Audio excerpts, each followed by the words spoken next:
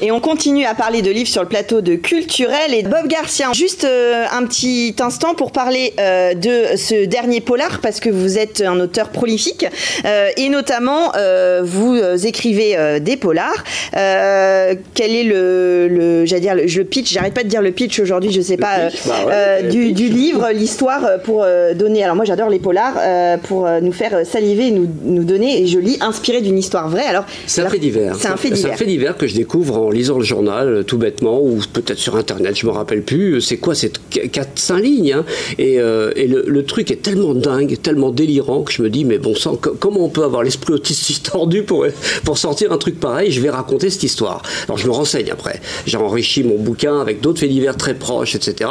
Et je construis cette intrigue sur la disparition d'une femme. Tout accuse son mari, on le voit même sortir de nuit avec un sac qui a une forme désespérément humaine. Enfin bon voilà, on se dit que c'est lui qui a vraiment fait quelque chose de pas très clair. Il est mis en garde à vue, il est interrogé, il est cuisiné. Évidemment, tout part en vrille et rien ne se passe comme c'est prévu au départ. Et on a la chute qui est à des années-lumière de toutes les hypothèses qu'ont pu émettre les enquêteurs pendant l'ouvrage. Donc voilà. On va pas spoiler, parce que je déteste lire et puis c'est l'intérêt encore du livre papier, c'est que normalement, quand il n'y a pas de transcription cinématographique ou autre, ça reste encore normalement, surtout sur des histoires de romans policiers.